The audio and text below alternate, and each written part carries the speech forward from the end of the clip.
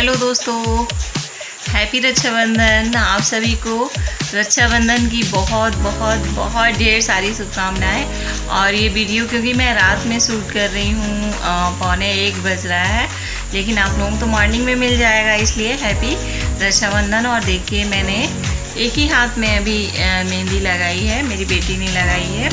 और क्योंकि इतना ज़्यादा टाइम नहीं था तो एक हाथ में मैं कल लगाऊंगी, वो आप लोगों के साथ में मैं पिक शेयर करूंगी। तो बहुत बहुत बहुत सारी शुभकामनाएं आप सभी को रक्षाबंधन की। आने वाला समय हर बहन भाई के लिए बहुत ही अच्छा हो, बहुत प्यारा हो, और सारे लोग स्वस्थ रहें, खुश रहें हमेशा, क्योंकि ये त्यौहार भी बहुत भाग्यशाली लोगों को मिलता है, जैसा कि कहा जाता है। और मैं प्यारी प्यारी सी राखियाँ खरीद करके लाई थी, लगभग 2 दर्जन राखियाँ तो मैं भिजवा चुकी हूँ अपने मायके में। और अभी ये मैं यहाँ के लिए ख़रीद के लाई थी। तो पहले जो मैं लेके आई थी तो मुझे याद नहीं रहा आप लोगों के साथ में वीडियो बना के शूट करने का। एक्चुअली वो एकदम अटेंडम ख़रीद के लाई थी और तुरंत ही भेजनी थी, तो 2 घंटे में तो शूट करने का ध्यान नहीं रहा। और ये मैं आज ख़रीद के लाई हूँ, तो आप लोगों के साथ में इसको मैं शेयर कर रही हूँ। तो चलिए ये राखियाँ देख लेते हैं। इसके बाद में आप लोगों के साथ में मुझे कुछ शेयर करना है, क्योंकि हम लोगों को ये जो हमारा रक्षाबंधन का त्यौहार है, हमारे हिंदू संस्कृति का त्यौहार है, हमारा हिंदू पर्व है। तो हमें अपने इस पर्व के बारे में, कैसे इसका शुरुआत हुआ, किस तरीके से ये रक्षाबंधन का इतना प्यारा सा त्यौहार, भाई बहन के प्यारे से रिश्ते की शुरुआत किस तरीके से हुई ये रक्षाबंधन की, कि एक बहुत ही मतलब जिस शब्दों में जिसे बयान नहीं कर सकते हैं भाई दूज और रक्षाबंधन के लिए। तो वो कैसे शुरुआत हुई, मैं आप लोगों के साथ में इसकी क्या शास्त्रों के अनुसार और पौराणिक कथाओं के अनुसार इसकी क्या मान्यता है, क्या महत्व है, मैं आप लोगों के साथ में शेयर करूंगी। तो सबसे पहले देख लेते हैं राखी, उसके बाद मैं आप लोगों के साथ में स्टोरी शेयर करती हूँ। और ये कोई मनगढ़ंत नहीं, ये हमारे शास्त्रों में लिखा हुआ है, और जो सच है वही हमारे शास्त्रों में, वेदों में लिखा हुआ है। तो इसको आप लोग ज़रूर सुनिएगा, और आप अपने बच्चों को भी इसके बारे में ज़रूर बताएं, ताकि उन्हें हमारी संस्कृति का भी ज्ञान होता रहे। वो सिर्फ ऐसे ही ना मनाएं कि हमने राखी भाई को बांध दी और रक्षाबंधन हो गया, क्यों मनाते हैं इसकी भी जानकारी उन्हें ज़रूर होना चाहिए। तो चलिए राखियाँ देखने के बाद मैं आप लोगों के साथ में स्टोरी शेयर करते हैं।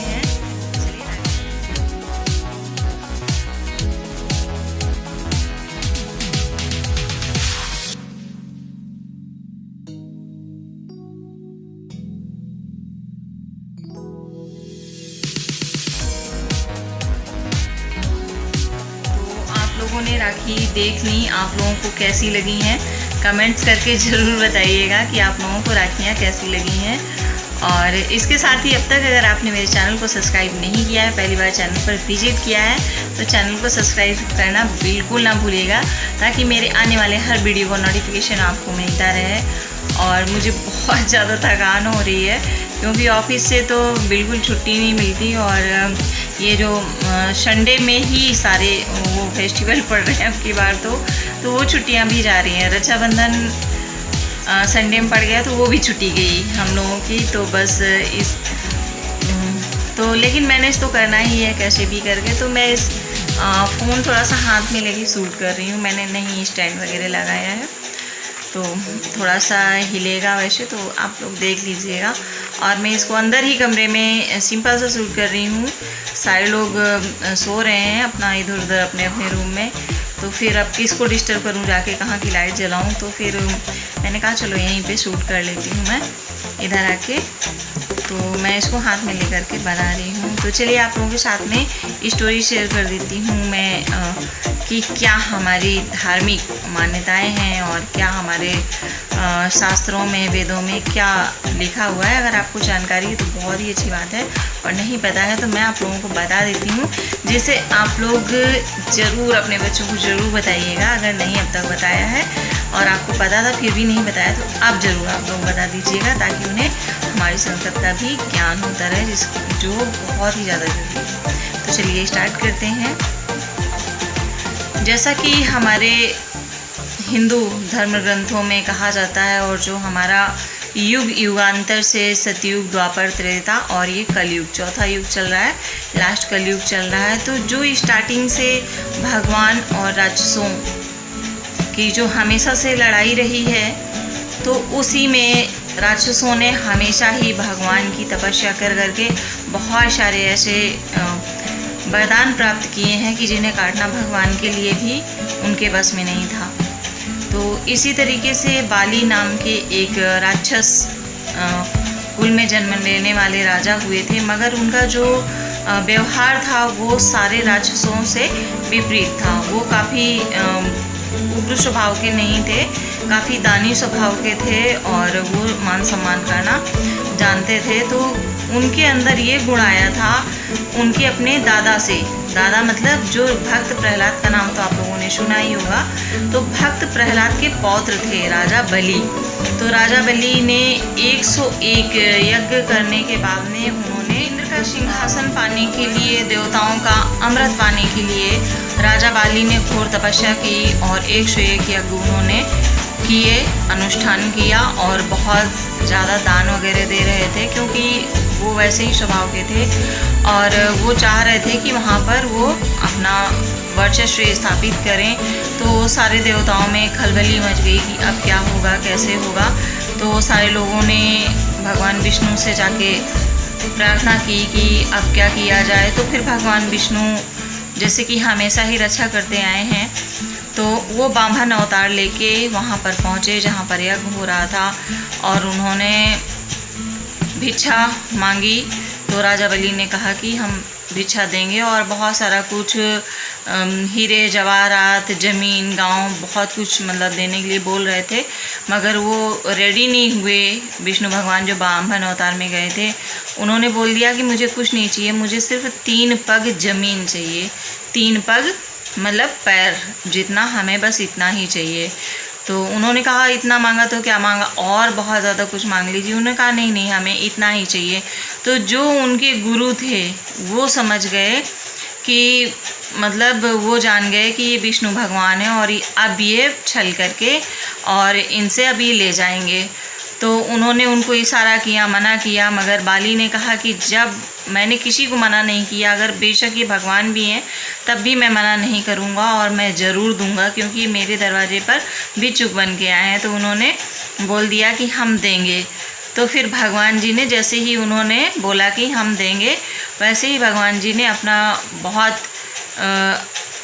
विकराल उसमें अवतार में आ गए, बहुत बड़े हो गए। तो उन्होंने एक पग में, एक पैर में तो उन्होंने पूरी धरती नाप ली और दूसरे पग में उन्होंने पूरा आकाश नाप लिया। अब तीसरे पग के लिए जगह नहीं बची थी, बचा ही नहीं था। पूरा संसार नाप लिया, आसमान नाप लिया, कुछ बचा ही नहीं था। तब उन्होंने राजा बाली से कहा कि अब बताएं कि अब 2 पग हुए हैं, तीसरे पग का मैं क्या करूं। तो उन्होंने कहा कि अभी मेरा शरीर ही बचा हुआ है, आप मेरे सर पर अपना पैर रख दीजिए और मुझे आप वो कर लीजिए, मैं ही सिर्फ बचा हूँ। तो फिर भगवान ने उनके सर पे पग जैसे ही रखा तो वो पाताल में चले गए। तो फिर भगवान बहुत ही ज़्यादा प्रसन्न हुए, विष्णु भगवान बहुत ज़्यादा प्रसन्न हुए, अपने असली रूप में और वरदान मांगने के लिए कहा कि आप क्या चाहते हैं, आप वरदान मांगिए। तो राजा बाली ने कहा, ऐसा वरदान मांगा जिसके बारे में किसी ने सोचा नहीं था। तो जो पाताल में उनको रहने के लिए वहाँ पर जो महल मिला था उसके 52 दरवाजे थे और उन्होंने कहा कि महल के 52 दरवाज़ों में से जिस दरवाजे से भी मैं निकलूं तो मुझे आपके दर्शन चाहिए। मतलब एक तरीके से पहरेदार बना दिया। तो क्योंकि वो अपना वचन पूरा कर चुके थे और भगवान ने भी वरदान देने का वादा कर दिया था, तो भगवान ने कहा तथास्तु, ऐसा ही होगा। तो भगवान जी तो वहीं के होके रह गए। इतने सारे रूप में उनको हर दरवाजे पे मौजूद रहना पड़ता था, कब किस दरवाजे से बाली निकल ना जाए तो वहाँ पे उनको मौजूद रहना पड़ता था। तो वो अपने वैकुंठ धाम पहुँचे नहीं। तो जो लक्ष्मी माँ है वो बहुत ज़्यादा परेशान हो गई कि मतलब कहाँ चले गए इतने दिनों से और अब इनको वापस कैसे लाया जाए, किस तरीके से लाया जाए। तो फिर वो भगवान शिव के पास गई, उनसे प्रार्थना की कि किस तरीके से वापस लाया जाए, कोई रास्ता बताइए। तो उस समय सावन चल रहे थे। तो भगवान शिव ने कहा कि जो राजा बाली हैं वो बहुत ही मतलब अच्छे हृदय के हैं और आप वहाँ पर जाएं और आप उन्हें किसी बंधन में ऐसे बांध दीजिए कि वो उस बंधन को पूरा करने के लिए विवश हो जाएं, तो आप उनसे भगवान को वापस ला सकती हैं। यही एक मार्ग है। तो उन्होंने कहा कि हमें मतलब साथ के लिए कोई चाहिए होगा, तो भगवान का जो नाग है शंकर जी का, वासुकी नाग है जो, तो भगवान शिव ने वासुकी नाग उनको दे दिया कि आप इनको ले जाइए और इन्हीं से आप बांधिएगा। तो लक्ष्मी जी पाताल पहुंची, उन्होंने नागकन्या का रूप धारण कर लिया और वहीं पे विचरण करने लगीं। उसके बाद में वो वहाँ महल में रुकी और उन्होंने राजा बाली से विनती की, विनय की उनसे। तो राजा बाली ने कहा कि मतलब आपको क्या चाहिए, आपको जो भी चाहिए वो हम आपको देंगे। तो उन्होंने कहा आप ऐसे नहीं, जैसे हम कहते हैं वैसे दीजिए। तो जो वासुकी नागदेव थे वो एक रक्षा सूत्र बन गए और उन वासुकी को उन्होंने राजा बाली की कलाई में बांध दिया। रक्षा सूत्र के रूप में राजा बाली की कलाई में बांध दिया कि ये हमारा रक्षा सूत्र, इस बहन का रक्षा सूत्र हमेशा आपकी रक्षा करेगा। तो फिर उन्होंने कहा कि अब आप बताइए आपको क्या चाहिए, तो हम आपको देंगे। तो फिर लक्ष्मी जी ने कहा कि ये जो आपके सेवक हैं, जो द्वारपाल हैं, हमको तो ये द्वारपाल ही चाहिए। तो उन्होंने कहा द्वारपाल का आप क्या करोगे, आपको और जो चाहिए हो वो बताइए। तो फिर वो अपने असली रूप में आ गई माँ लक्ष्मी। उन्होंने कहा कि नहीं, हमें तो हमारे स्वामी ही चाहिए, हमें और किसी चीज़ की अभिलाषा नहीं है, हमको बस यही चाहिए। तो फिर उन्होंने राजा बाली ने कहा कि भाई ले जाइए, आप अपने स्वामी को ले जाइए। से माँ लक्ष्मी ने अपने पति को प्राप्त कर लिया राजा बाली से और रक्षा सूत्र के रूप में जो उन्होंने नाग वासुकी को, शंकर जी के नाग वासुकी को रक्षा सूत्र के रूप में बांधा था, वो हमेशा उनकी रक्षा करते रहे। इसी तरीके से जो बहनें हम लोग, बेशक वो रेशम का धागा हो, सूती धागा हो, एक कपड़ा हो, कुछ भी, अगर भाई की कलाई में एक बहन बांध देती है तो वो वासुकी नाग का ही पूरा काम करता है और हमेशा भाई की रक्षा करता है। और उसके बदले में भाई भी अपनी बहन की खुशियों की, उसकी सलामती की रक्षा करने का वचन देते हैं भाई लोग।